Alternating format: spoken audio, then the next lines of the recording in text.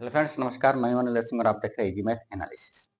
देखिए, आप लोगों को बोर्ड पे 6 यानी 6 क्वेश्चन देख रहे हैं जो एसएससी के लिए बहुत ही ज़्यादा इम्पोर्टेंट है। ये सवाल जो है आप एक ये इस टाइप के सवाल जो है एग्जाम में बहुत बार पूछे गए हैं एसएससी के। और ये सवाल की बात करूँ तो ये सवाल जो है एसएससी 2006, 2007, 2011 और 2017 में 2 बार पूछे गए हैं।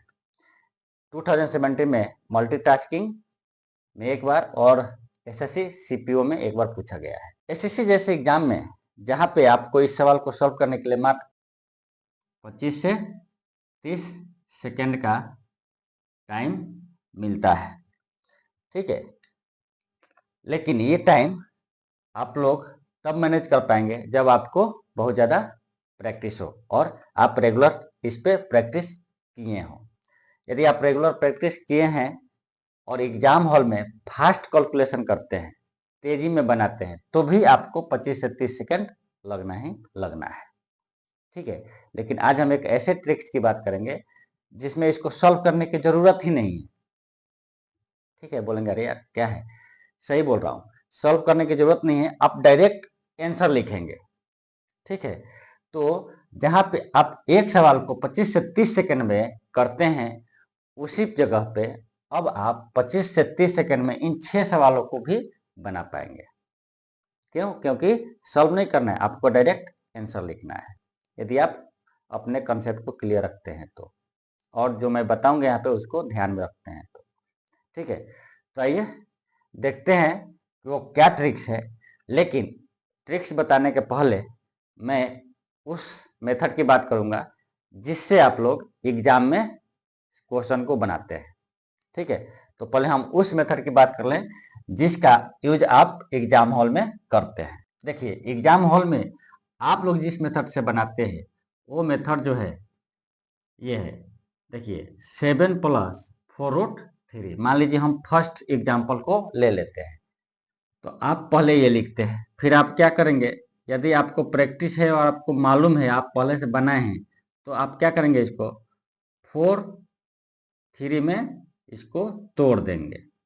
उसके बाद आप क्या करेंगे, 4 को 2 स्क्वायर और 3 को √3 का होल स्क्वायर करेंगे, 4 को 2 इंटू 2 में तोड़ देंगे।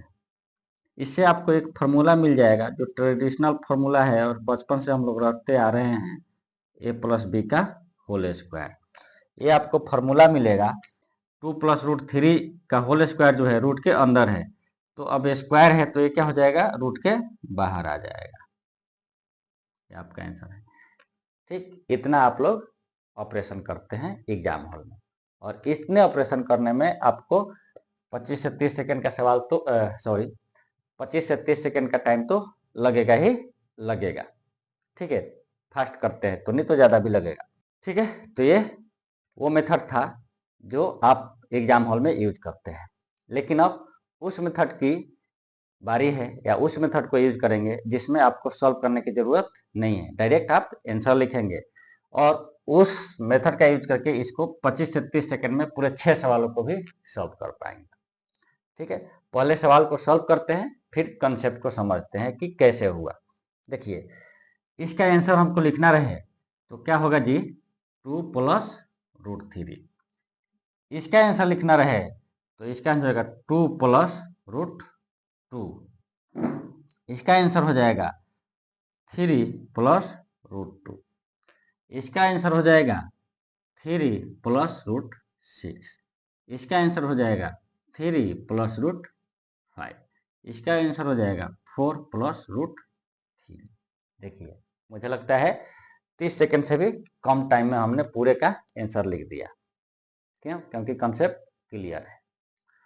अब बात करते हैं कि ऐसा क्या हुआ, ऐसा कौन सा कंसेप्ट हमने लगाया कि हमने कुछ कैलकुलेशन नहीं किया, डायरेक्ट आंसर लिख दिया, बिना कैलकुलेशन का आंसर लिख दिया। आप भी कर सकते हैं, कोई ज़्यादा भारी नहीं है, आप भी इसको कर सकते हैं यदि आप अपने कंसेप्ट को क्लियर रखते हैं तो, ठीक है। चलिए, अब हम आते हैं कंसेप्ट पे, बात करते हैं कि ये आंसर डायरेक्ट कैसे आ गया। देखिए, यदि आपका सवाल इस फॉर्म का रहता है,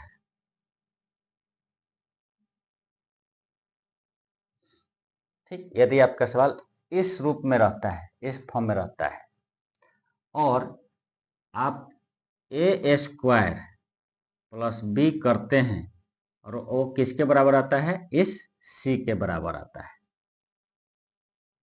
2a से मेरा तात्पर्य है कि 2a जो आपका रहेगा 4 हो सकता है, 6 हो सकता है, 8 हो सकता है। ठीक, तो सबसे पहले हमको क्या करना है, इस 2 को कंप्लीट खत्म कर देना है, मतलब 2 से डिवाइड कर देंगे। 4 में 2 से डिवाइड करेंगे तो क्या आ जाएगा, 2 आ जाएगा। 6 में 2 से डिवाइड करेंगे तो 3 आ जाएगा। 8 में 2 से डिवाइड करेंगे तो 4 आ जाएगा। मतलब इस 2a को a के फॉर्म में ला देना है।